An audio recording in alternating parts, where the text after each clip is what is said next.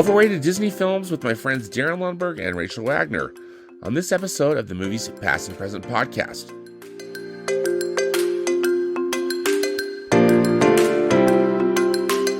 Hello and welcome to the Movies Past and Present podcast. It's July 19th, 2023, and this is episode 109. I'm your host, Stanford Clark, and I'm podcasting from the crossroads of the West in beautiful Salt Lake City, Utah. Just like my blog, moviespastandpresent.com, I'll be providing recommendations, commentary, and reviews about current and classic cinema. Thanks for tuning in, and let's do this thing.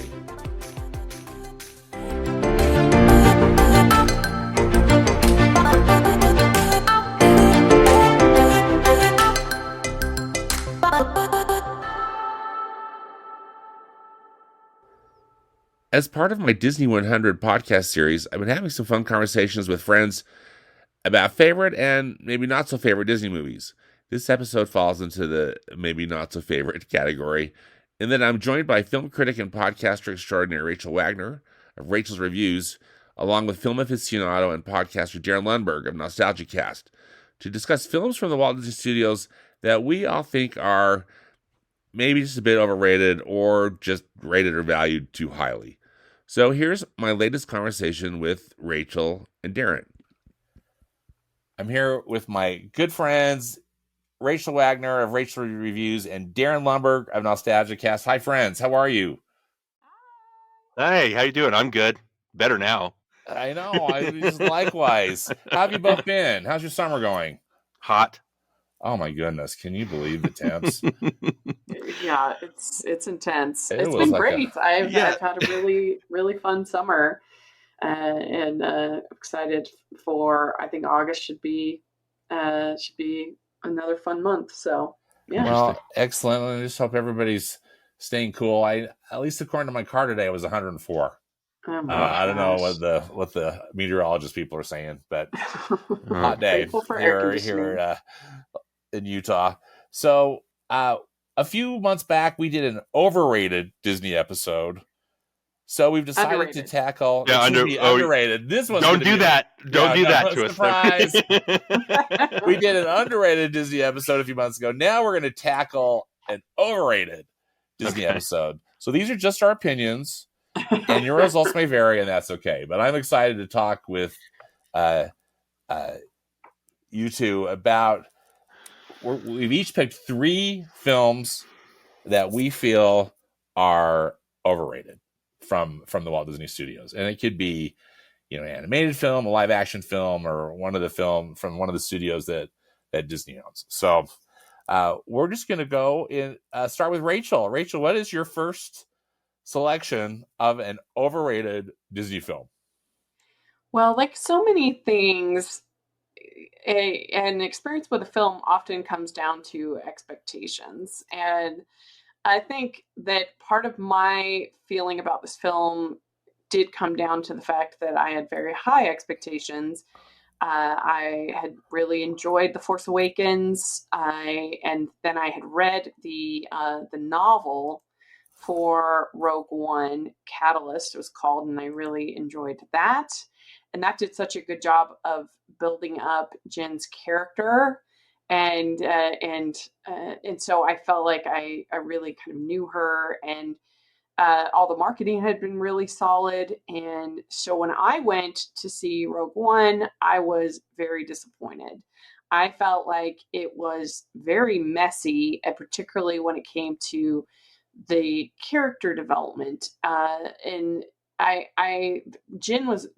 Ursa was really the only character that I felt like I kind of got to know. But even that, I thought the performance was kind of flat and wooden. And Cassian was a good character, but we didn't really spend that much time with him. I felt like I didn't understand Donnie Yen's character because he all of a sudden has the Force, but the Force, he was not a Jedi, and he can be imperious to like laser fire, and he just walks through fire and is unhurt, and that's not something that the Force really did before. I thought the Forrest Whitaker's character was confusing because he's like torturing people, and are we supposed to like him? Yet he's kind of the surrogate father character for Jin. I I didn't feel like I got to know this sort of group of bandits at all. So I just felt like it was very underwhelming and very disappointing. But I think a lot of other people that maybe had mixed feelings about Force Awakens or were expecting it to be terrible because of the messy shootings kind of came in with low expectations, and then and the look of it, the ending battle, I think those things, and the emotion, and Darth Vader was kind of fun in it. So I think since they were expecting it to be bad, then the fact that it was like watchable maybe made them. But for me, because I was expecting it to be really good, I was disappointed. And I just couldn't believe that we spent all this time in this data bank. Like, why? What was going on? It was the most ridiculous design for a data bank I could think of. And I don't know, I just didn't think it was that great. And it's got a very high, people say it's the only good one of the Disney Star Wars sequels. I don't know. I didn't like it. What did you think about it, Darin? What was your take on Rogue One? Well, I think it's interesting because it has a different visual language than the other Star Wars movies. I like that it's kind of a boots on the ground type movie. So yeah, so here are the things that I like. I like the boots on the ground. Gareth Edwards, he directed Monsters before this. I think, did he do Godzilla before this? I can't remember. He did. He did the Godzilla movie. Yeah. He has a way of shooting. So when you're, especially in Godzilla, like you got the scale of what it's like to be human compared to these giant monsters. And a lot of times in the old Godzilla movies, you would shoot from like, mid range. So you were kind of on the same level as these guys in the monster suits, right? But in that Godzilla and Monsters before, which I think is what got him the job, was like he shoots it from the human perspective. So there's a definite visual language, and there's a language to this one too, because you're just boots on the ground and you've got these giant Star Wars vehicles, and so I like that. I like that it has a theme of identity.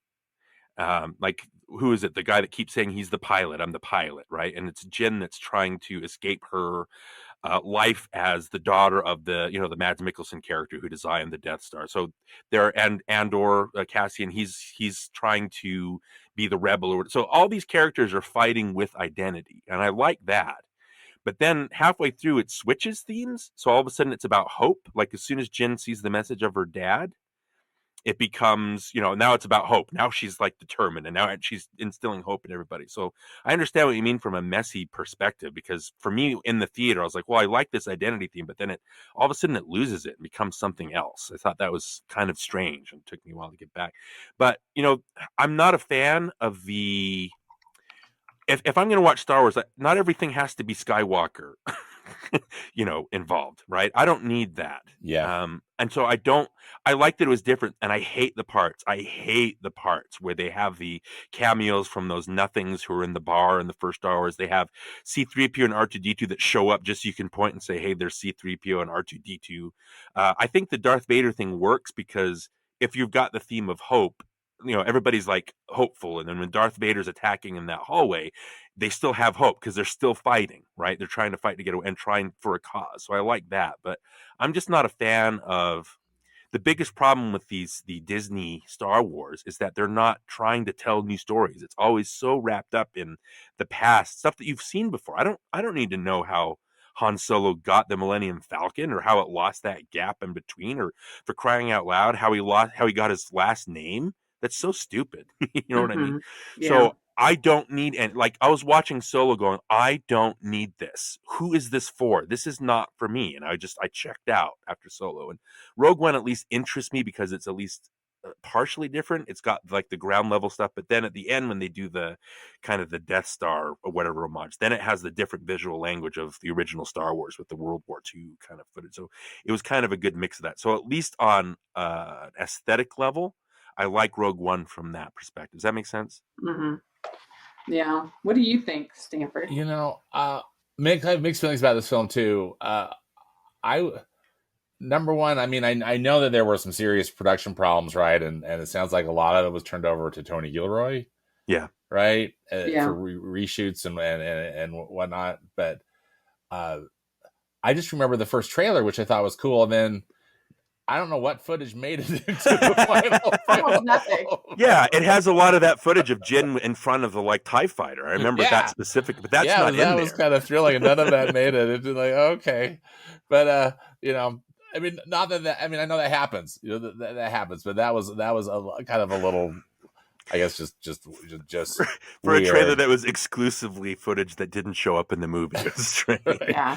I thought the idea of kind of it being like a Magnificent Seven in a way, or a Seven Samurai, was cool, but just as you were saying, Rachel, that it just wasn't executed in a really great way, was it? I mean, we really didn't get to know any of those characters. I really like Jin. I really like Cassian, and for some strange reason, I really liked the ending, how they all died. I mean, I don't know why. I guess it just seemed kind of cathartic, and also just like, oh yeah, these are the people who perished, you know, in trying to, you know, get the plan, get the Death Star plans. But not everybody lives, guys. It's a war. Yeah, right. And that scene where Darth Vader comes in, I think was just pretty thrilling because it was just so fun to see Darth Vader again for me. Not as a whiny teenager. You're right. This is Darth Vader, and he's thinking of killing people, right? But yes, I totally see what you're saying. I get your point of view. Do you guys think that it's just people latching on because it's different, and that's why they're saying? But it's different, but it's the same. Like it's not so different than it's Last Jedi. I think what I said about expectations really is a big thing here. Like, I think if people were expecting it to be awful, it's not awful. No. And so I don't know. I really think that makes a big difference here. But I guess I'm like for me, a big enjoyment in most films is, does the narrative arc, is it satisfying? Is it something, am I invested in the characters? Am I invested in the story? Even if it's a story that I've heard a lot, is it done well? And other people, they don't mind if a movie is more sort of piecemeal, kind of, I liked this scene here, I liked this scene here, I like what they're doing there. And so part of that is just whatever my brain needs, that kind of narrative structure. It needs like 99% of the time, I need a story I'm invested in, and other people, they don't need it as much. I think that's a really good point, Rachel. And, and I had not really read any, like you had read, a book and other materials that would support the film and also set some expectations, right, about how things were going to go. And then when it didn't deliver, I could see how that would be a disappointment for sure. It's hard to read Star Wars material if they're just going to like uncanonize it and say, oh, all this stuff doesn't matter because they're redoing everything. Yeah. Why invest yourself? I know. Yeah. Well, and Darin, I liked your point too, that the not having a Skywalker story was kind of a plus, right? Or just an A plus, because that I thought was kind of liberating in a way. It's like, yes, let's have some interesting stories. But again, this definitely wasn't a perfect film. But I agree with you. A lot of people I talk to, same thing. Just like you mentioned, Rachel, that it's their favorite Disney Star Wars movie. So yeah. I don't know. No, I don't know what to say. I don't think it's mine either. I mean, I don't hate it, but yeah. Well, my favorite, if I'm just doing Disney Star Wars properties, was Star Wars Rebels. I really loved that show. But as far as the movies, I would still say Force Awakens is still my favorite. Yeah, that's the easiest one. It's disappointing that they didn't use it as the catalyst that I think it deserved. And so it's a little bit weaker now in retrospect, but I still think it's overall really entertaining, solid film. They just did not they did not have a solid plan for all those movies. It's all Nope. like you said, it's piecemeal. It's all Yeah. over the place. And I still like the idea of Kylo Ren being conflicted about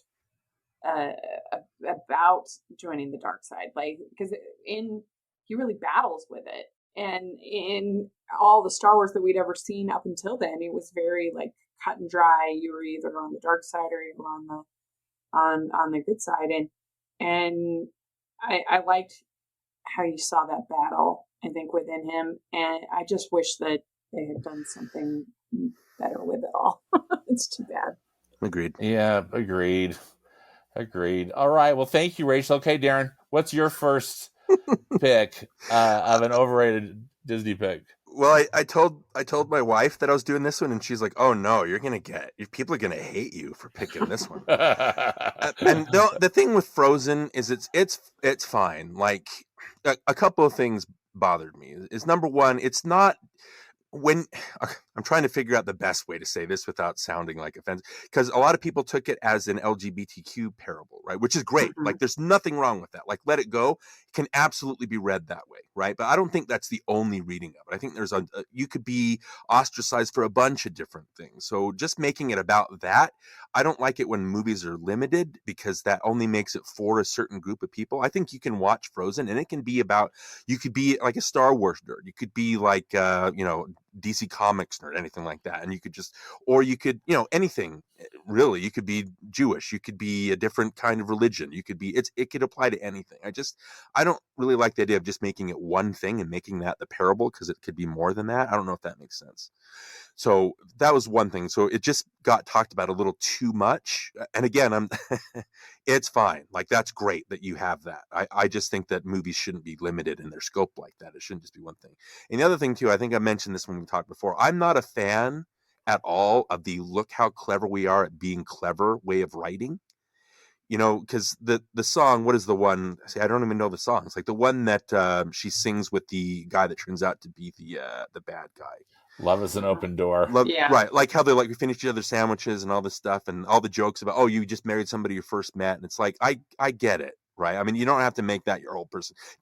It's like you read, just tell me a story. I just want to be told a story. I don't have to be told that, oh, we're twisting it. Isn't this clever how we're twisting it? It's like, oh, yeah, guys, let's not concentrate too much on that stuff. That's why like something like Shrek bothers me, or something like the Scream movies bother me, or Last Action Hero with Schwarzenegger's getting a lot of a build up lately, especially because it's like 30 years old. So I don't know, maybe I'm alone in that, but I just don't like that kind of humor. It kind of it puts me off, because I just need to be involved in a story, not in meta jokes.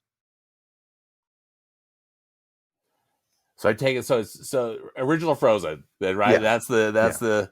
All right. Yeah. And then it's strange, because I think I like the second one better, but I don't remember anything that happens in the second one. I remember the first Frozen, like I can tell you scene by scene by scene what happens, but I can't remember anything that happens in Frozen. I think maybe because it was purposely trying to push like different boundaries or different things. And again, it's fine that you're doing that. It's just, when there's an agenda to a movie that you're trying to make a statement about things, it's I kind of side eye it a little bit, even though it's perfectly valid to. I don't know. Am I making sense? I'm trying not to be offensive here to people that actually like I this think movie. you're totally making sense. Yeah. So that's it. It's a little too much in the zeitgeist, and it didn't break that much ground. It's just a nice little kind of representation type movie. What's your take on it, Rach? Yeah, I mean, actually, I felt for a while that it actually was kind of overhated. Whenever a lot of people love stuff, then there's always that group that says, you'd see it on lists of like the worst Disney films ever made, and I'm just like, calm down. It is not the worst, but. There was a side of me that for a while felt like it was almost underappreciated, because you had this sort of pushback, and it did bum me out when you had people giving little kids grief, and which they should just be allowed to love stuff. And I think when I was little, and how many times I watched Little Mermaid over and over and over and over and over again, and I'm sure, especially my brother, was like, "This is not that great," and but you just kids should just be allowed to love stuff, and if they want to make it their whole personality for a year or two, that's great. That's in my opinion, and I know it must be hard for parents, but kids should just be allowed to love stuff. That's how I feel. I think the thing with all the movies we're talking about is I don't hate any of these movies. Yeah. Like when we were prepping for Rachel, we were like, I'm surprised you didn't pick Oliver and Company. It's like, well, it's not the totally hated podcast. We're not like doing that. These are just movies that I think are, to me, it's like, well, there are other things that we could be chatting about. It's not like these, like I said, these movies are not bad. They're just not really for me. And the word overrated is kind of strange because it kind of implies that, oh, I'm just being the negative Nancy kind of thing, right? But that's not it. And so there was a while where the pushback was so strong, but I can understand. I mean, there's definitely flaws in the movie. They use up almost all the songs in the first act of the movie. I know some people find Olaf cloying. I actually did a whole article on Rotoscopers in defense of Olaf. Because I think it is kind of nice that you have a side character who actually matters to this plot and the script, what he does and what he tells Anna at the end, and you really don't understand love. That is, and it's some people are worth melting for, and so he actually matters in a way that most of the sidekicks don't. So I appreciate that. And I mean, I think with Hans, we hadn't had the twist villains so many times, and I remember being genuinely surprised. And now we've gotten it so many times that it starts to feel a little bit tired. I mean, I think Let It Go, even if people are sick of it, it is an absolute banger, and Idina Menzel is an incredible singer. I think that it brought Broadway to Disney in a way that we hadn't quite seen before. Especially in the reprises. Some of those things feel very, very Broadway in the way that their voices are used, and so I really love it, but I understand that there was a lot of exposure. It became like a whole brand in and of itself for Disney, and if there's any people that know how to wring every last drop out of something, it's Disney. So I get it, but I do too. Frozen's a film I like a lot, and maybe for different reasons than have been stated. I just think it's a solid musical, and I enjoyed the fact that the main relationship was between siblings. Right. I thought that was unique and different, because we've been reading for years that Disney was trying to work on a Snow Queen movie, and I thought they ended up with a really interesting way to do it. So that was fun for me. I think I appreciate what you're saying too, Rachel. Probably, if anything, that was most frustrating to me was just kind of like this Frozen overkill, like so many products, and it invaded the theme parks, and all this stuff. Almost kind of after the fact, they're like, "Oh my goodness, this thing's really popular. We should come up with some stuff."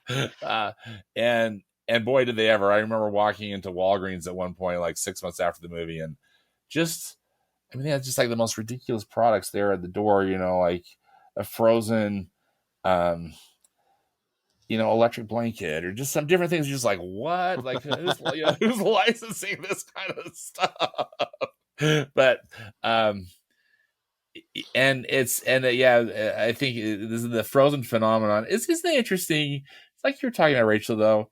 It does kind of bum me out, though, when something is really popular, then this group has to come in and just try to rip people apart for liking something. And that's, I think, kind of a sad part of human nature or social media behavior or whatever you want to call it. Especially for kids.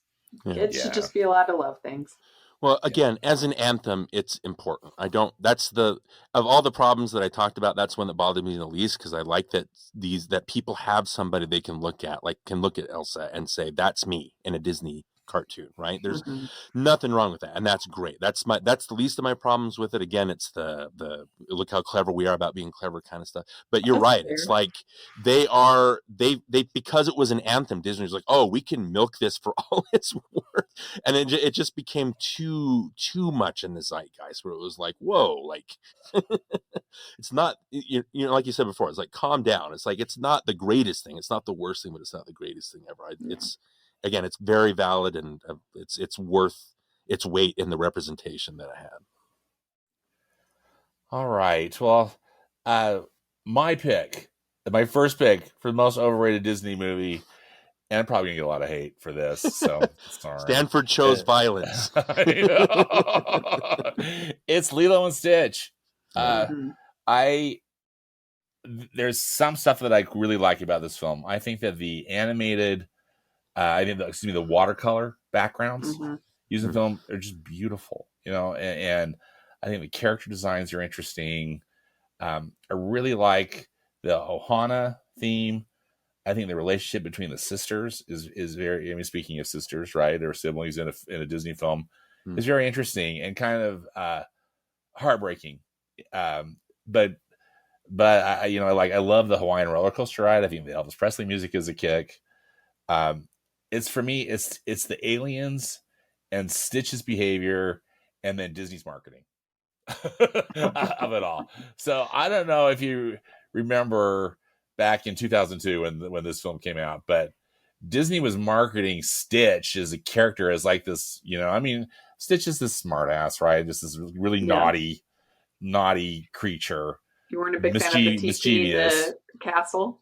And well, yeah. So the posters and the trailers, you know, like Ariel is on the rock singing her part of the world reprise, or part of your world reprise, and as I recall, like Stitch comes up and kind of like attacks her or pushes her off the rock or something, and that's what the trailers were, as Stitch was coming into these well-known animated sequences and wreaking havoc. And then I think, you know, they chose to do this at Walt Disney World. They didn't do it. I don't think they did it at Disneyland, but yeah, when the film opened, they TP'd, or was it when that horrible Stitch attraction? Did either of you have the misfortune of going on that Stitch attraction at Walt Disney World? I don't even know what you're talking about. Okay, let me tell you, and be grateful. So it is in the place of what used to be the Mission to Mars attraction. And at one point, when Disney remodeled their Tomorrowland in Walt Disney World, the Magic Kingdom Walt Disney World, which I think was maybe in 1994, don't quote me, but I think that was around that time. They did this attraction in conjunction with George Lucas called Alien Encounter. So Mission to Mars back in the day, and I think it was like, you know, Mission to the Moon. It was it was weird. The screen was on the floor, and they had banked seating in a circle, and I don't know how many rows, like 6 to 8 rows or something. And so you just sit on this chair and you'd look at the screen, and the screen would show you the perspective of like it was the bottom of the rocket, and as you were going up into space, and then the seats would rumble. So it was low tech. I remember as a kid thinking it was cool, but I was a little kid, right? I was 8 years old or whatever riding it.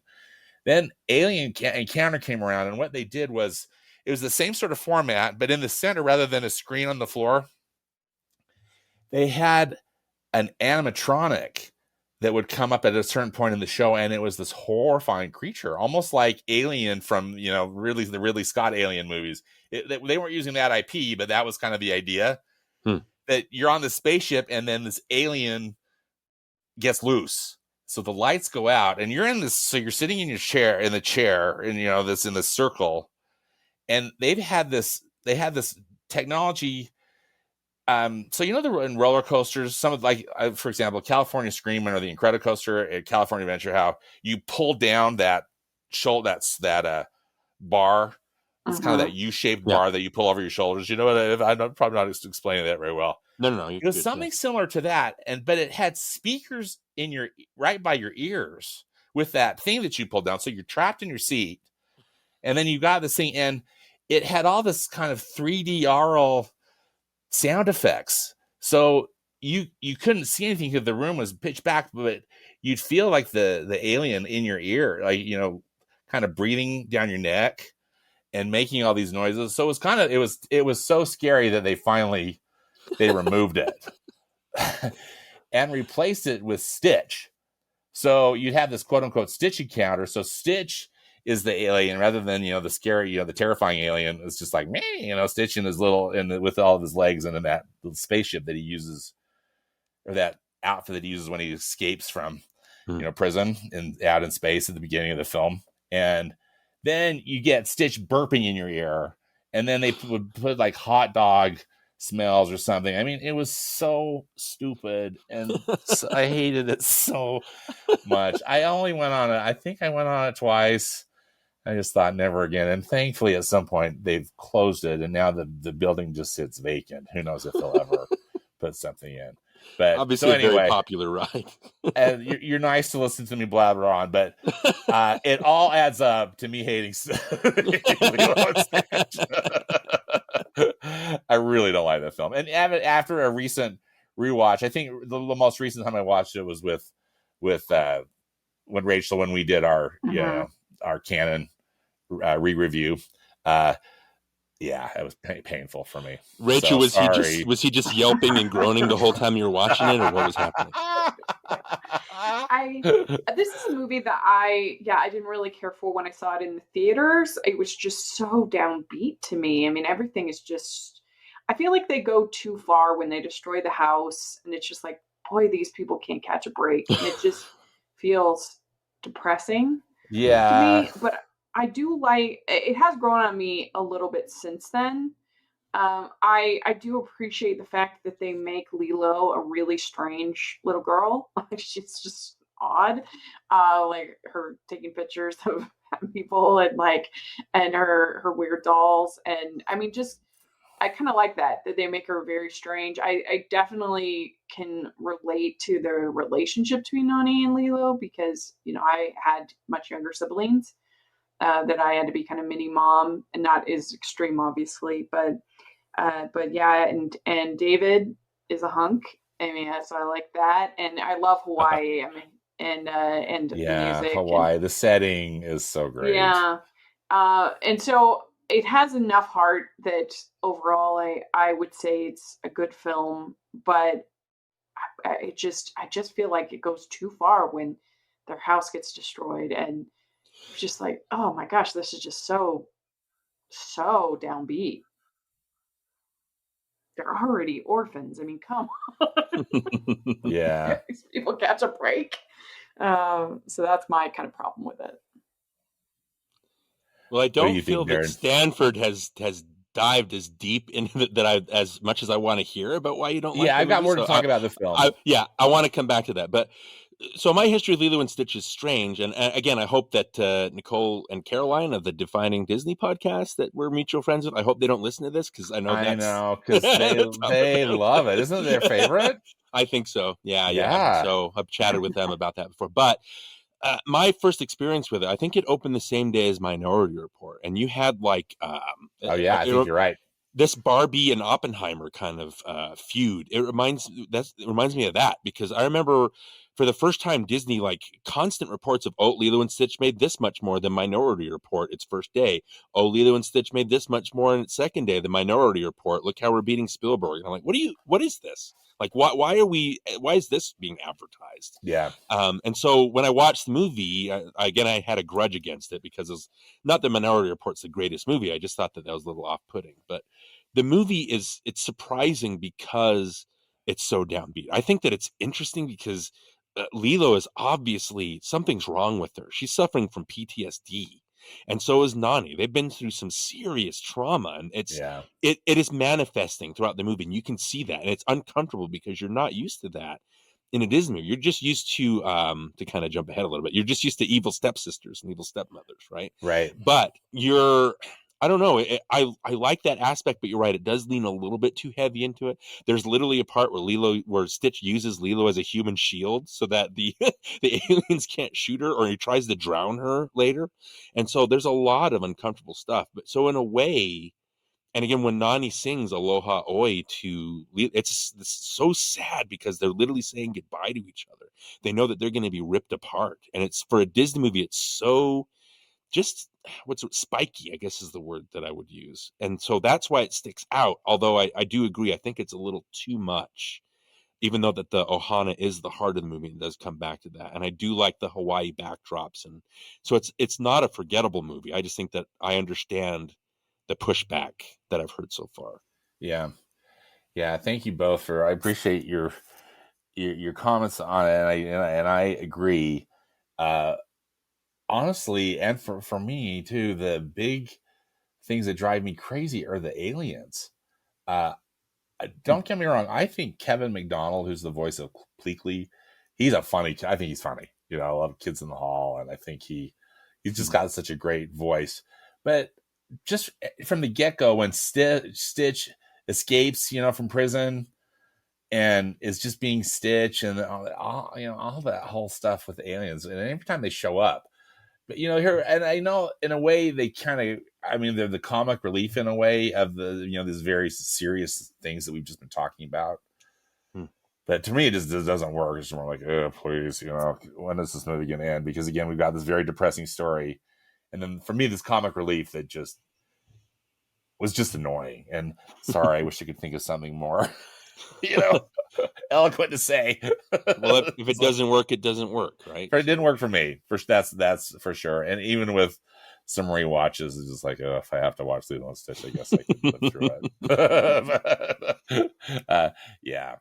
And then all the bad memories come back of the marketing campaign, which I thought was so stupid, and then toilet papering Cinderella Castle of Walt Disney World and spray painting. I mean, I know it was all temporary, but it's like, really. Well, if we get one thing from this podcast, it's that Stanford holds grudges. Yep.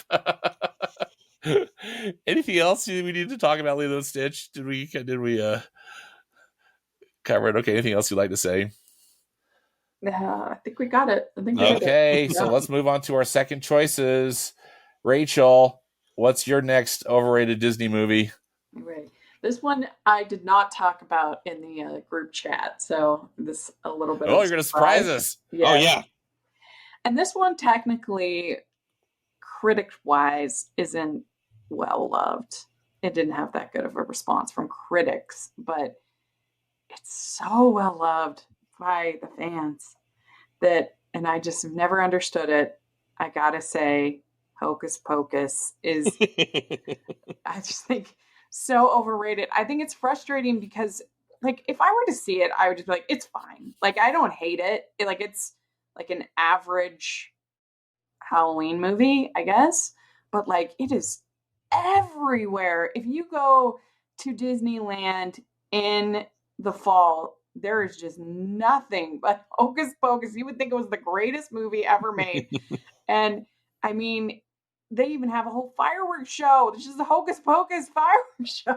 I'm just it's not that funny. I think the whole singling out the teenager for being a virgin and having a weird thing is just strange. Wow. I mean, the ladies are camping it up, and it was certainly better than that terrible sequel. But I don't know. There's so many great Disney Halloween movies, and why this one was the one that was picked. I mean, I think Frankenweenie is a better movie. I think that Don't Look Under the Bed is a better movie. I think Under Wraps is a better movie. I think The Phantom of the Megaplex is a better movie. I think that Something Wicked This Way Come is a better movie. I think Watcher in the Woods is a better movie. I could go on and on and on. There are so many. I think that Halloween Town of all things is better than Hocus Pocus. Right? 3 out of 4 Halloween Town movies are better than Hocus Pocus. Than Hocus Pocus. I think that that some of the, I think even some of the old classics have better scares. If you're talking Pinocchio, or you're talking about Mr. Toad and Ichabod, that's better. I don't know. It's just not that funny. It's not that clever. I don't like the virgin shaming. I don't think. The three ladies are good, but I don't think the kids are good at all. Yeah, I just don't get it. I don't understand why it is so beloved. And maybe it's just because I didn't watch it as a kid. I would put Return to Oz, which I don't even like. I still think that's better than Hocus Pocus. I just don't understand why it is this phenomenon. I hear you. I agree. It's not a film I care for either. I saw it in the theater, when it came out, and I remember thinking, well, it also, it came out in the summer, which is also what they're doing to the Haunted Mansion movie. This comes out next week, like, shouldn't this be like a fall movie? I mean, just anyway, like, seems very Halloween. But anyway, we'll go on to that. But that seemed weird to me. And then, I just never could understand its cult status. Why so many people liked it. And like it's always the like theme park shows, just all the stuff you're saying, Rachel. I rewatched it because it was for me, it was one and done. I saw it in the theater and I haven't seen it since. Even though I know it gets played a lot during like the month of October on Disney, cable networks and whatnot. And then I watched the sequel, and the actresses give it their all, but holy cow! I mean, they just had, as you said, they can't play up. That was the perfect way to say it, Rage. But I don't get it. I don't get it. It's very, very mediocre to me, and I'm with you on all your points. What do you think, Dar? I try to be judicial. I try to be like in the middle. Like I don't like judging people if they like something or don't like something. And by the time I saw Hocus Pocus, and just again, Rachel, you talking about how everybody was just loved it, and you look at like what Kenny Ortega directed, and I'm looking at the poster right now. Drew Struzan, they did the poster for this. It's like Indiana Jones level like poster making. And so like, what? When you watch the movie, I'm like, what? Like it's just not for me. I don't like that Parker and Midler and Najimy are just making stupid faces for the whole hour and a half, and they think that's funny. And it's just, you're right, the virgin stuff. And it's the main thing is that when we talk about overrated, seriously, somebody will talk like highly about this, and I'll be like, I struggle to understand why it's so highly praised, because it's just not my thing. And I guess I just don't understand why anybody else would feel different. It's I struggle with it. I don't like feeling this way about it, but the sequel was something I didn't even bother with, because why would I do that if I didn't like the first one? You know, Darin, you made a really good call, because it's terrible. And it's one of those things. It was like, you waited this long to make a sequel, and it's this terrible. There's literally a 20-minute scene where they're just like ambling around Walgreens. Picking up Frozen merch. Why? Why am I watching a commercial for Walgreens in the middle of this movie? Like, how hard up is Disney for money that they're big? Like, I mean, it's a big property that they have to. I don't know. It was bonkers. The whole thing. That's excellent pick. That's just a lousy movie. And I mean, and people would say, "Oh, it's technically not overrated because it has I think a pretty low Rotten Tomatoes critic score," but just the fandom around it, I just don't understand. I guess it's one of those movies that you have to have been introduced to it at a particular age. As a kid, After bashing your head on the sidewalk for 5 minutes. Not me. But all those movies I listed, those are actually good Halloween movies from Disney. Yeah. No, seriously, yes. A cult following. Thrilling and scary, but like the right kind of scare. Yeah, absolutely. Absolutely. All right, Darin, what's your number 2 overrated Disney pick? Well, again, I'm trying to pick ones that I don't hate, because I think that's a completely different podcast. Yeah. And during our chat before, like I was gonna pick, you chose a live action one, Stanford. So I'm like, well, I might as well pick one. And like the one that because you both know that I don't watch those things. Like I gave up. We'll talk about one a little bit later, but I just don't. They're not my thing. Like the Beauty and the Beast remake was one of the most excruciating experiences I've ever had in a theater, because I don't want to sit there for 2 hours and go, well, why did they change that? Why did they move this? Why did they add this? It's not my idea of a fun time, right? And it's very cynical the way they're remaking it. So when I was really going to do Maleficent, because I really hate that one. I don't like the message of it and the feel of it, and just men are terrible. I don't want to not get that across, but just a whole movie just bent on that, and they took my beloved 3 fairies and they turned them into oafish idiots. Yeah. So I was going to do that, but then I was surprised when, people actually don't like it. Right. Even though there was a bunch of, praising of it. So when I talk about live action Disney, like when I talk with my wife or talk with my friends, and I'm like, I hate those. And they always go, well, you like Cinderella. Right. And I'm like, well, there's a difference between it just being okay and liking it. I think Cinderella, which is the one I've chosen, and it sounds weird because it's not bad at all. It's the most likable, I think, of all the live action remakes because it doesn't stray too far from the original theme. It doesn't have an agenda. It's not trying to twist things to make it, oh, we're doing like a different perspective of it. But it's like an innocent fairy tale. Why do you have to do that? It's a fairy tale, right? So when I say it's okay and I don't mind it, that's not the highest praise I should be giving a movie, right?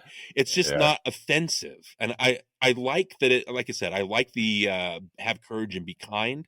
I really like that message. I like that, it does, they kick the mice out, obviously, because you can't have cartoonish stuff in a live action remake for some reason, which kind of negates the whole point of the cartoon because that's what you go for. But I like that Helena Bonham Carter comes in and kind of adds some levity. Kenneth Branagh's direction is fine.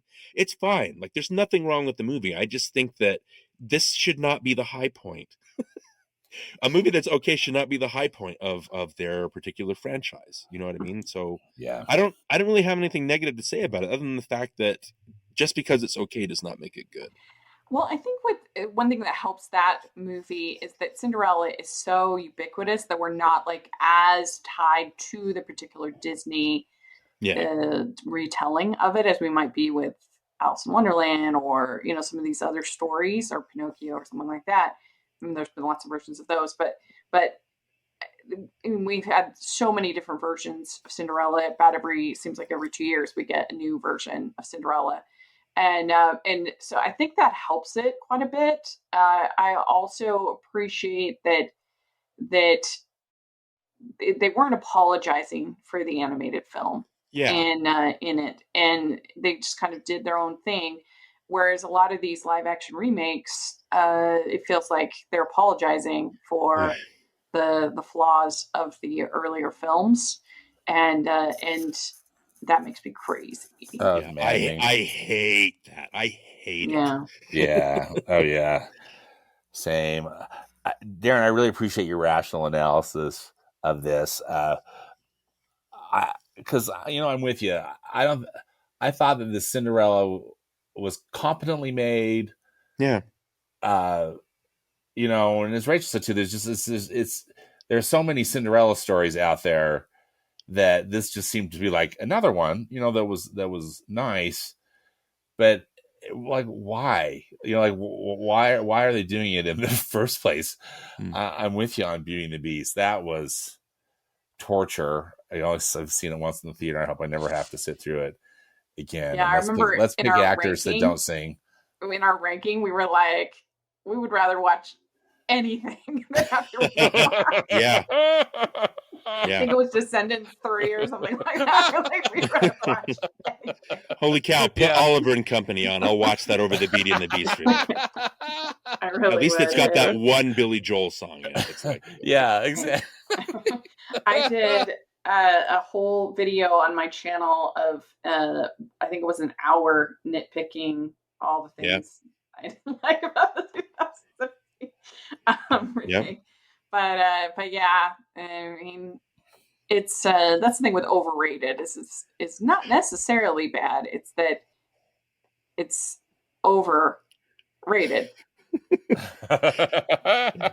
Just because you have the least amount of problems with something does not necessarily make it good. Does not make it good. Yeah. Exactly. So this was a tricky one for me. I actually picked a whole genre. I don't know if you call it a genre or a label of films, but I picked all of Disney Nature. All the films that they've come out with, and let me explain again. I'm going to get a problem. Why, Stanford? Why? Because I hate animals. No. No, he says as he's wearing his fur coat and wearing his seal. Exactly. Seal my seal. It's my alligator belt.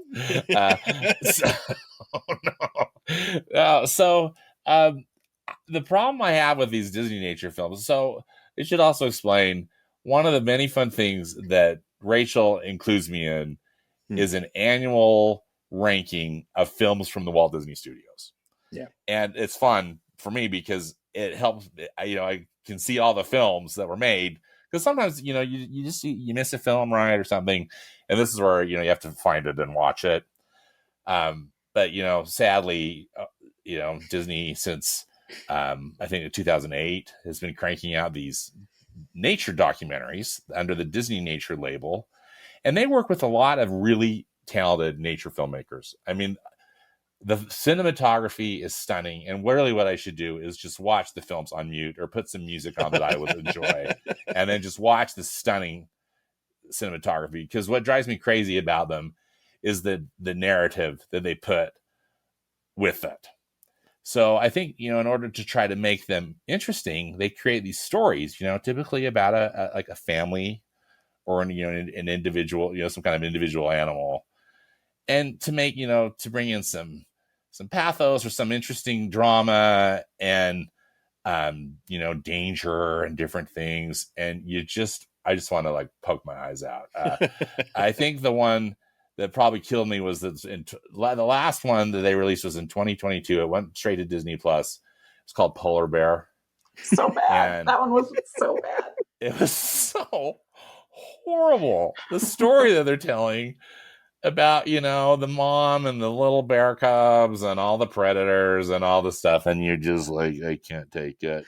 So anyway, and I mean, and to be honest, I really am not I respect nature, but I don't necessarily love it. I mean, I wish I had a dog. I love dogs. I had a dog as a kid, but even then I'm like, oh, I don't know. The problem that made the difference with Polar Bear for me, because I don't mind these that much, but what made it so much worse to me than the others was that it was in first person, the narration. So it wasn't just like Sally the chimp is, it wasn't just it's really sad today. It was like, this is the best day of my life. I've never had that. What? I know. I remember sending a message to Rachel, just like, what is happening with this movie? So anyway, I'm sorry to be such a curmudgeon, but the Disney nature films, I just can't take. And I don't think they're necessarily, humongous hits, but I think that they've built a pretty consistent brand. And they typically open up the films on Earth Day in April, and and I like that. I respect that, but I seriously, I don't know if I watch another one without just putting it on mute. And I definitely want to go see it in the theater. If thank goodness for Disney Plus. Yeah, I don't mind them. I think that for what they are, they're usually pretty short and cute, and the one with the bugs was too much for me. That was boring. But I famously gave two of them higher scores than Star Wars in our rankings. Go Rage. So they should be ashamed of themselves. The Penguins one, which is one of the better ones, in my opinion. But I do like the chimpanzee one. I think that one is fun because they allow the filmmakers to be genuinely surprised by what happens, because you have a male, you have a chimp that loses his mother and they think is going to die, and a male chimp takes over the care of the little chimp, and they're like, that never happens, that's not a thing. And they even interviewed Jane Goodall, and she's talking about how surprising it is. And so that to me is probably the best one, although I do also love the flamingo one. I think is really good, because they have this like super cheesy narration on it, where it's like they set it up like there's the mythology of the lake. and you have these little baby things that have these salts shackled around their things, and they're like running, and I'm like, you have to be some kind of psychopath to be filming this and not want to help these cute little save the animals, other than get your film footage. Help these adorable little those are definitely the two best, no question. But yeah, I mean, they are, it's nature. It is what it is. Yeah, they are. I can't say that I love like the true life adventure, whatever the old school Disney Wild documentaries. I mean, they were okay, but those seem almost more like vignettes rather than this, an hour and 10 minutes of following a polar bear's moods or whatever, Oh my gosh, that's horrible. Well, these nature things are a dime a dozen, right? Like, you don't have to watch the Disney nature ones because there's like 15,000 penguin documentaries, 15,000. So on cable TV, right? Yeah. You just go to I haven't seen it. I know that I watched the Panda Bear one because that has Krasinski narrating it. I know that a Bears because John C. Reilly, I just get a kick out of just hearing his voice, just narrating or anything like that. But and maybe it's a plus that I haven't watched the polar bear one, but it's like, why would it's like they're gearing these toward kids in a way instead of it just being so. But not everybody can be Morgan Freeman, right? Not everybody can have that soft, sultry voice that kind of papers over a lot of stuff like that. Well, so I just think that the ones that I've seen I don't remember them, but they all blend together with all the other nature documentaries I've ever seen. So they're just a non-entity for me, I guess. Well, and they have A-list actors, that they brought in to narrate. It's just this horrible scripts they give them to read. So I mean, they've got Natalie Portman and as you mentioned, John Krasinski, Morgan Freeman, Tina Fey does the Monkey Kingdom. I didn't like the monkey one. Is one of my least favorite because it all felt so staged, especially the whole birthday party. Oh boy, I know. Yeah. I mean, I hated the whole thing. It was like, but it's Tina Fey. Some of them feel more legit than that one. That one felt so staged, everything to me. Yeah, but yeah, no, it's.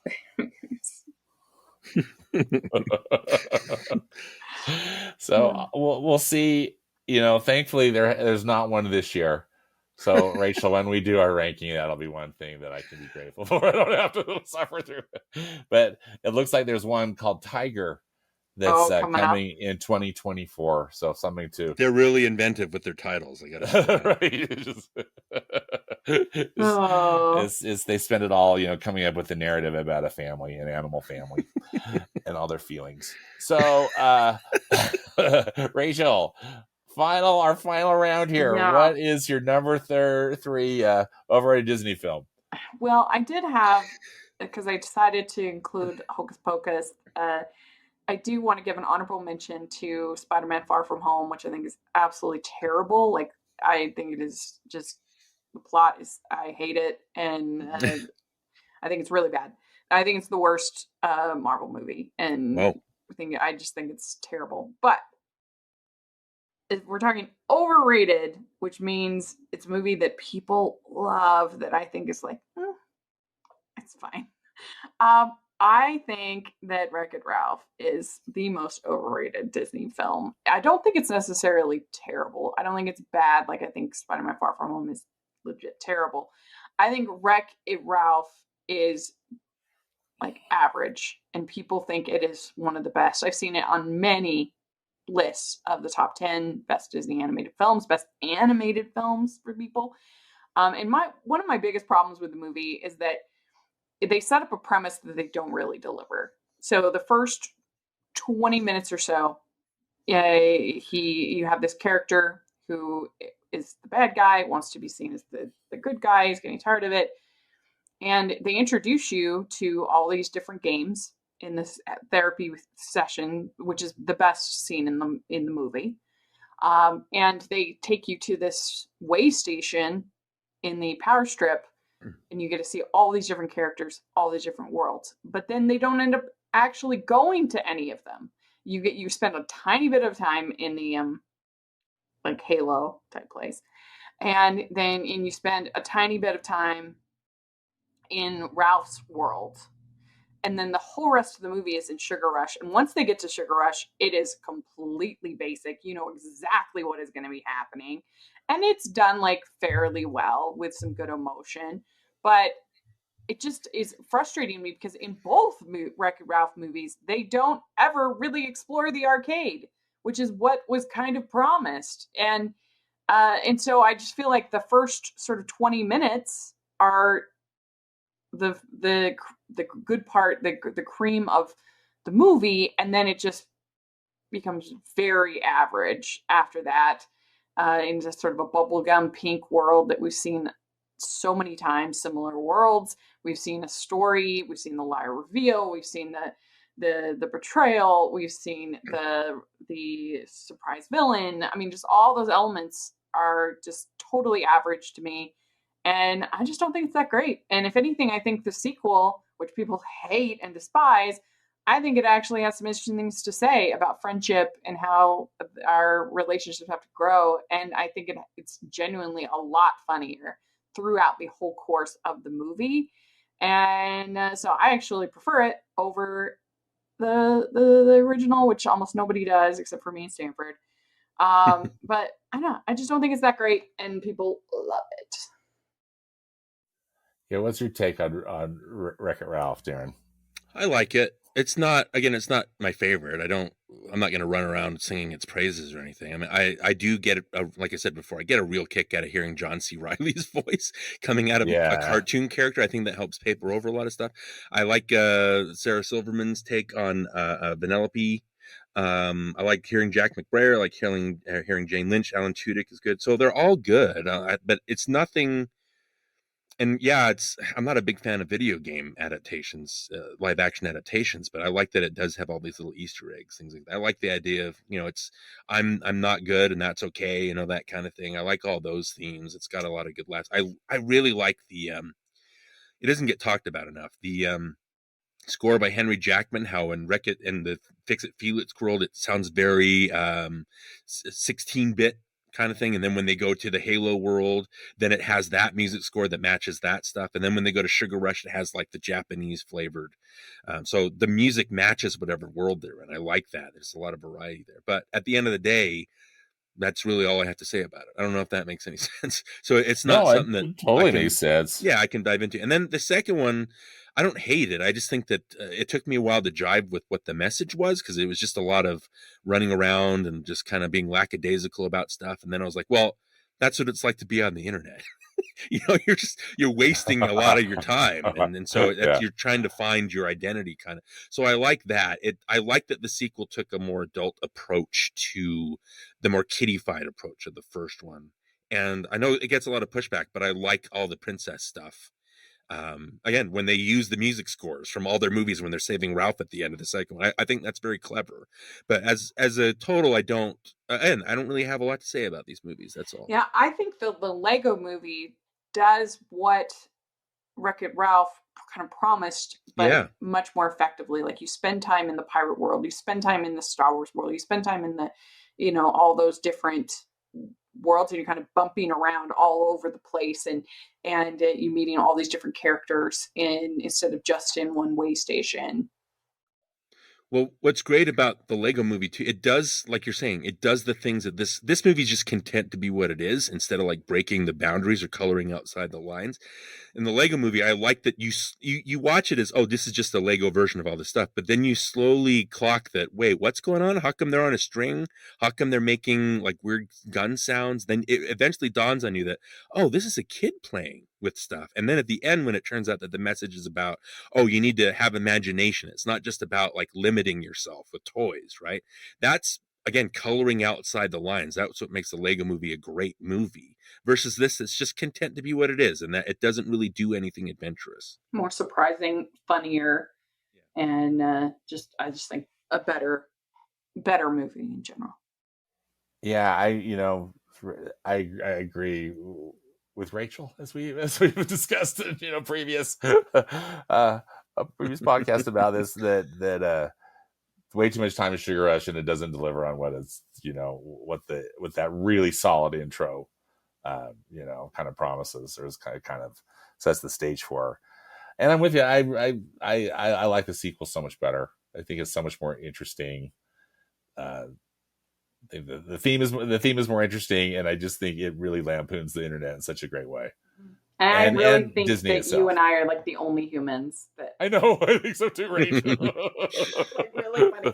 I mean, there are some bad. I do think the YouTube section is not the best. There's flaws. Oh, it's not perfect. Movie. Yeah, by any means. I do think that overall it's way more sort of unique, and it's trying for something. Yeah. So. Yeah. All right. Well, Darin, what's your third overrated Disney pick? Oh, well, again, I struggled we're trying to do, like, I could have done a Star Wars, I could have done another cartoon, and just the way that the MCU is so ingrained in everybody's, and they're starting to get a lot of pushback. So the one that I chose, and I think Rachel doesn't like that I chose this one, but uh, when a franchise goes on for too long, you start noticing that there's only so many things that they can do, or so many things that they try to do, and so I kind of lose interest in franchises after a little bit, because it's like, well, that's it. Like, you're just going to keep repeating the same stuff, which is, again, a problem with Star Wars. But when I first started noticing the problems with the MCU, I think in Age of Ultron, there's a part where the whole movie is supposed to be about the hubris of Tony Stark and how he creates this AI that kind of turns into, a world-threatening kind of event, right? And then at the end, to resolve the hubris, he just decides to do another AI, and this time it magically works. And there's no message, that's no lesson learned. It's just he tries it again, and I'm awesome, so it works, right? So that was the first time I was like, well, what are these movies doing? How come they're so interested in just resetting everything to zero all the time? And the movie that I really struggled with was Captain America: Civil War. That was the one where I finally said, I don't think I like these movies. And just to hear me out, I think the problem was, it takes two characters that I really like, and it makes them such, for lack of a better term, it makes them dickheads, right? I mean, they're so stubborn, and I don't like that Captain America spends all the second movie going, you shouldn't do all this gray stuff. You got to be black and white, black and white. That's but he ends up being a hypocrite because he finds out this stuff about Bucky, and then he turns into a black and white person. So he becomes the thing that he complained about for the whole second movie. Then you have the Tony Stark character, who his whole arc in the movie is he's guilted into creating these accords because there was a teenager that was killed, that was brought to his attention, but he has no problem going to another teenager halfway through the movie to put him in mortal danger. I don't understand these characters. And then I don't also understand, like, I know we all have our issues with Iron Man 3, but at the end of that, it ends with, Tony has problems with his suits, and it interferes with his relationship with Pepper. And at the end, he gives it all up. That's the entire arc of the movie.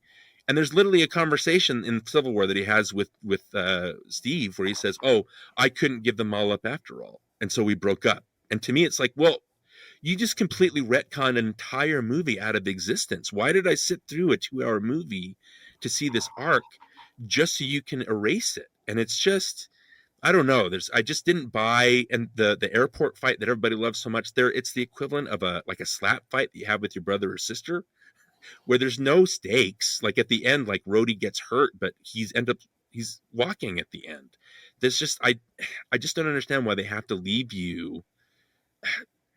I don't know. I'm trying to put this in words. They can't leave you with feeling something. They have to leave you feeling happy. So even at the end, that they're going to be friends again. It's like, well, where are the stakes in this thing? What's happening? And I think that you mentioned Spider-Man, Rachel. I don't like the MCU Spider-Man. I like him in this one. And then I liked him during the last maybe half hour of the No Way Home movie.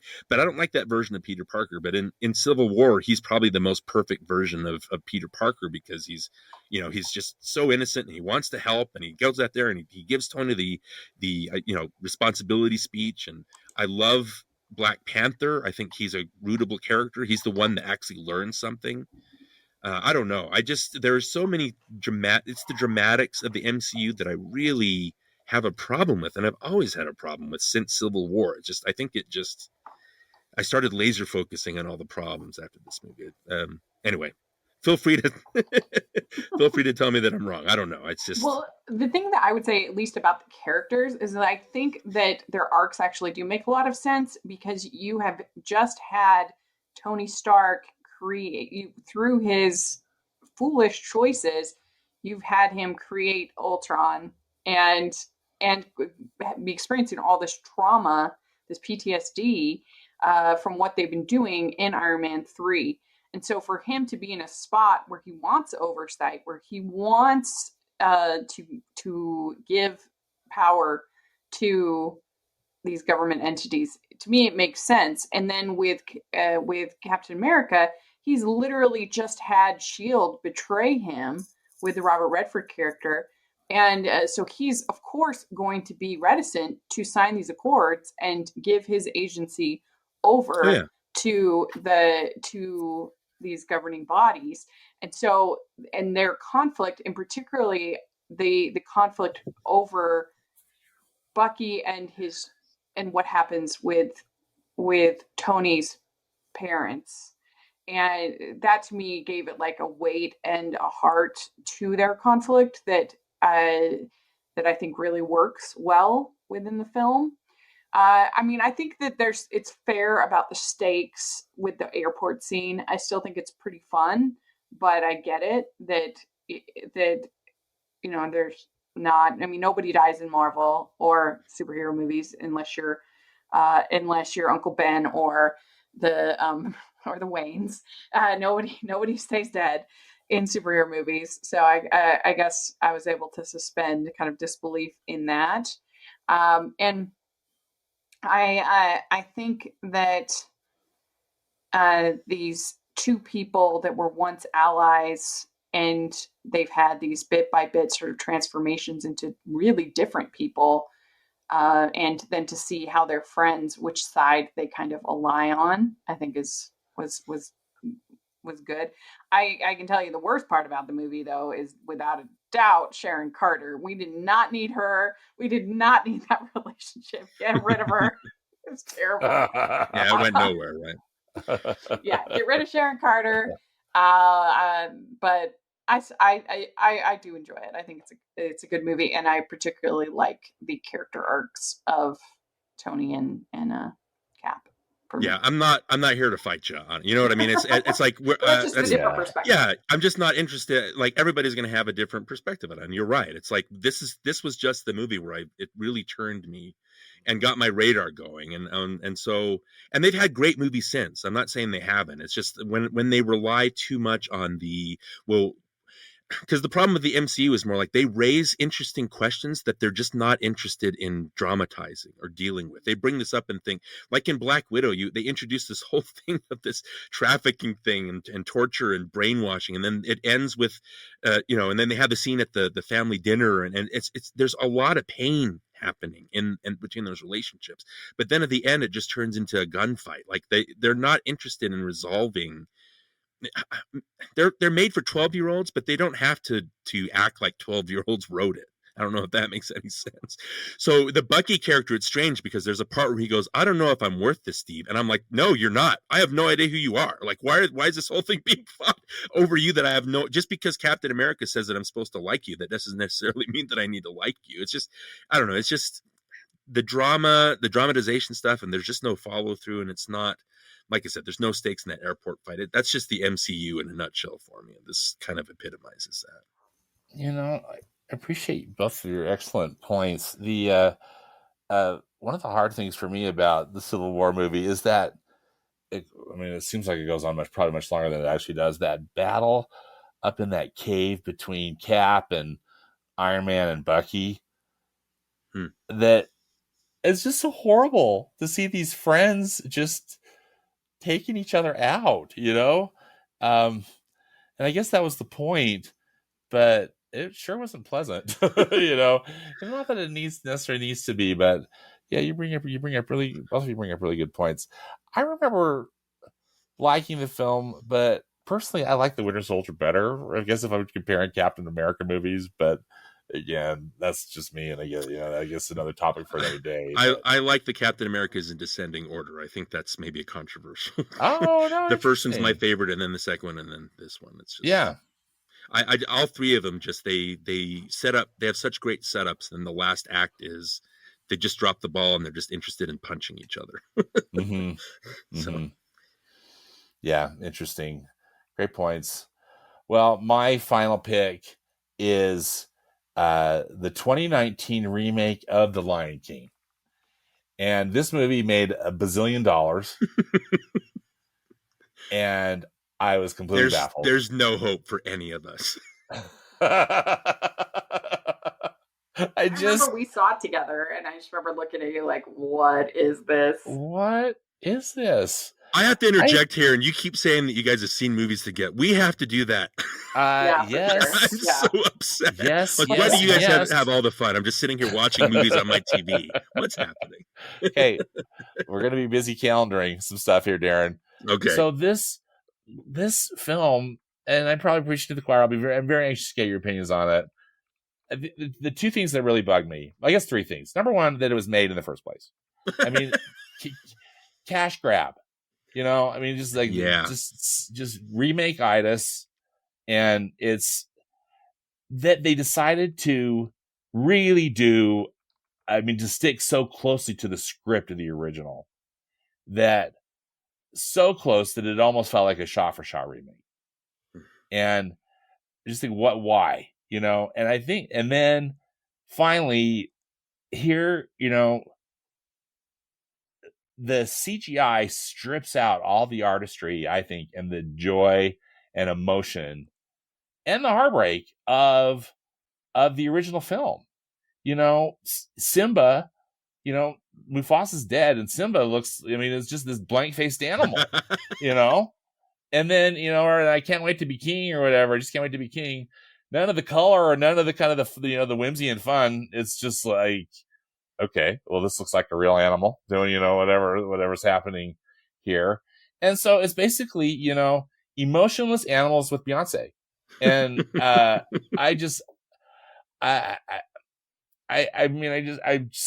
hate this film. And so I like Jon Favreau. I particularly like the stuff he's doing, I think, in the Star Wars universe is pretty interesting. And I liked the original Iron Man film in particular that he directed. And I guess that Jungle Book, I mean, it's kind of the same thing. It was kind of interesting. And, maybe that's another topic for another day. But this was egregious. and I, personally, I really do like The Lion King. It's not my favorite Disney film, but I think it's a terrific film. And this movie was just such a waste.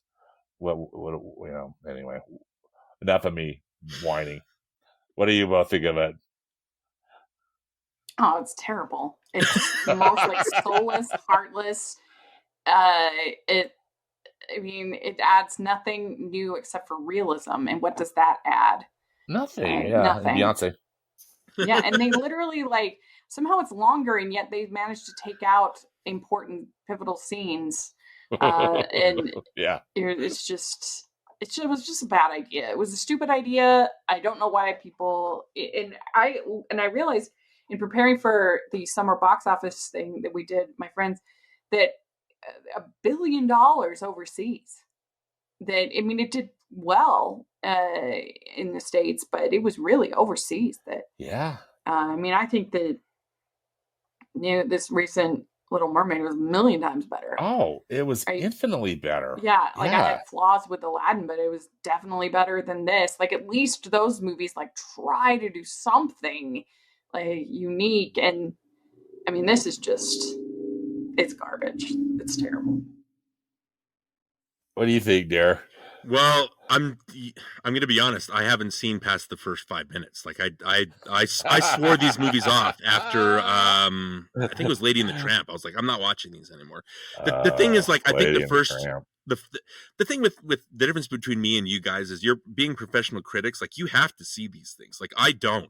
That's the part. I can opt out. I don't have to see a lot of this stuff. I just think that. So I watched the first 5 minutes, and it's interesting as a demo reel. It's interesting as oh, look what we can do in CG. And I think that's where it should have stopped.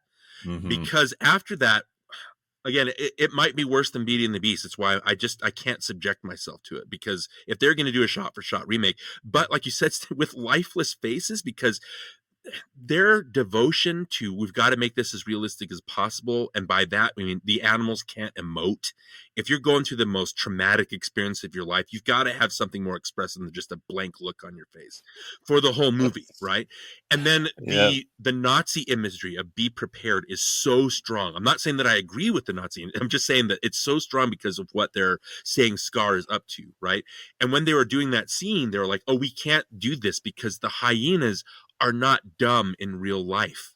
So they couldn't do that because they needed to stay. So they erased the whole "be prepared," and now it's just like a slam poetry version of it that they speak instead of sing. And so when you do that and you're like, oh, we can't do the animation because it's not realistic, at what point do you go, well, maybe we shouldn't do this? Maybe this isn't such a good idea, guys. Why are we just constant warning after constant warning? And then the thing that really pisses me off is that it made $1 billion, so it emboldens them to make even more of these wretched things. That's why I picked it. Yeah. It's $1 billion gross for a movie that no one will remember or talk about in 10 years. How cynical is that? Yeah. People are going to go back and watch the animated version. I don't understand. More than Hocus Pocus, which to a point, I'm like, okay, you can like that kiddie stuff. These live act, I have no idea who these are made, why people are enjoying these so much. I don't know what they're for, other than just making money and getting more people in the theme parks. I don't understand. Yeah, exactly. I could get more angry, but I won't. Well, and I think I'm glad you made that point up, Darin, because I think that the 1994 animated Lion King, that movie's going to live on forever. Yeah. And this movie, it's going to be forgotten if it hasn't been already. And again, the only thing that it added was Beyonce. But clearly they recast it, so all of the lion roles are played by African Americans, which is respectable. I can understand why they'd want to do that, but did they deliver better performances? I don't know. What is improved? Is there anything that it improves on? Is there anything that's improved? And I say no. No. So that's it. And again, I think too, and I'm a broken record here. The Walt Disney Company has so many resources and so much creative talent, and all they're doing is cranking out remakes of films that don't need to be remade. It's a real sadness to me. That apologize for the animated versions. Infuriating. Let's add that to it too. Pouring paper or lemon juice on the paper cup. Rachel's point. Brilliant point. Yeah, that's so true. So true. Well, we carry on and hope for the best, right? I was sad. I guess, I wanted The Little Mermaid to make more money, maybe than it did, just because I thought it was so good. Yeah. But I think the only way that this train is going to get stopped is if people stop going to these films, and sadly, The Lion King is probably going to live on in the memories of all these Disney executives for a long time. We're getting the prequel and the Bambi movie, which are both a result of this movie. So, well, and then let's not forget the Aristocats, directed by Questlove. What in the world? Why? I like Questlove. They're doing Moana already, right? They're remaking that one. They're doing Moana. Yeah. Oh, yeah. You just baffling. And it's not even 10 years old. It's just like, what? Pretty soon they're going to run out of movies. But it's frustrating. But anyway, here we are. So I'm developing a nervous tick from talking about this. I know, yeah. I hate to end on something so negative. What's something positive we can end the episode on? Other than just my love and respect for you, friends. Well, I'm hoping that the Haunted Mansion looks fine. Like I wouldn't mind seeing that one. I think that's fine. Yeah, but it's not because of the strike and because of it's just not going to make any money. Like they posted photos of the red carpet where nobody was there for it. I'm like, oh no, another Haunted Mansion movie that's just going to go nowhere. Like, why don't they wait and put it off a little bit? Nobody will say anything. Nobody will worry about it. Kind of let Indiana Jones or Elemental kind of stew at the box office and make some more money instead of, I don't know. It just seems odd to me, that Haunted Mansion is coming out when it is. And then, as you mentioned, now we've got all these other external things that weren't necessarily planned, when they were calendaring these. Yeah. So I don't know if that's positive. Well, it's Yeah, always good to have some unpopular opinions. I say if the critic that you're following They're more fun agrees to all talk the about. time or doesn't Yeah. agree, if it's just like if it's just a contrarian all the time, then be very suspect of either of those extremes. You should want somebody that has an authentic voice and unique opinions, and I think it's important. So well, it's I good to think do we this came every up now with and a then. very, yeah, I agreed. Thank you. Sorry to interrupt. I think we came up with a really eclectic group, though. Interesting group of films. And as I said at the top of the show, you know, Yes, your results may and vary, come at me listeners. with all your hocus pocus. I think they're I going could to come take after it. me for my Disney nature. The listeners. And Lilo and Stitch. They'll come after me for Civil War, so it's all right. We're all prepared. We all have got stuff that we're going to get. And hocus pocus, oh boy. Yeah. Are they making a third Hocus Pocus? Am I making that up, or is that something that's been Yes, and I'm just so greenlit? confused. I guess they Let's- didn't have a long enough Walgreens ad.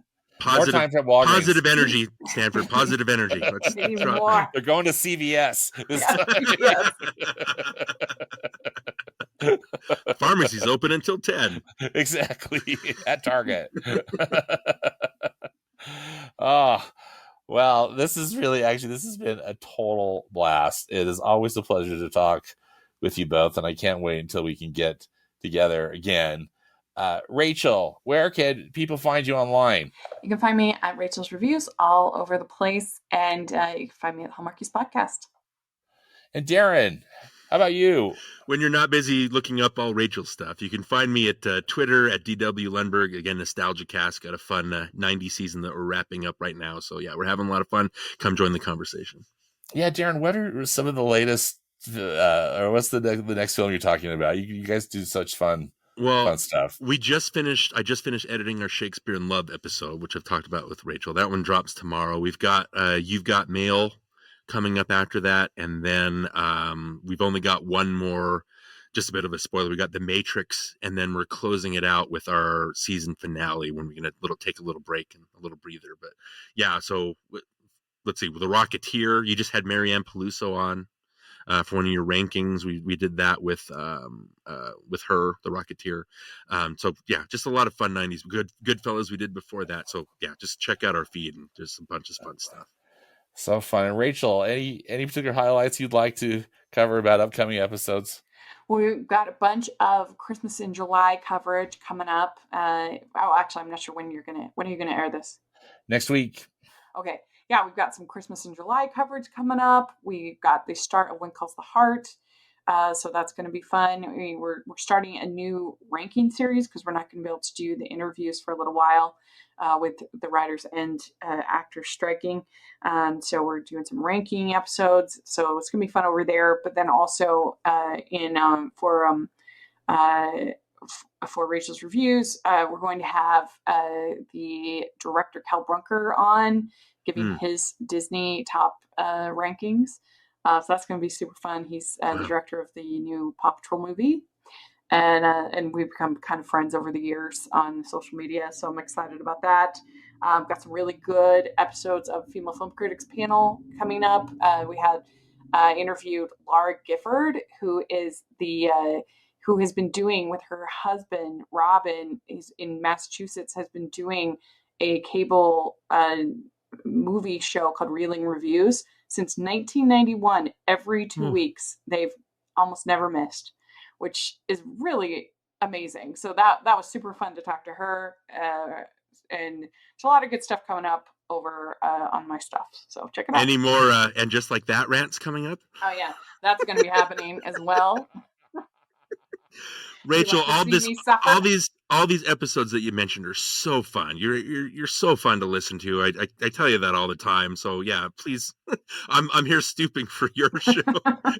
Thank you. Well, and you both do such fun and varied content. Seriously, thank you so much for all you do, because it's a ton of work.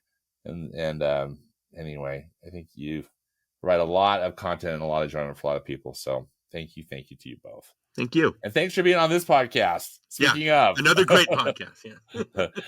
Thank you. Thank you.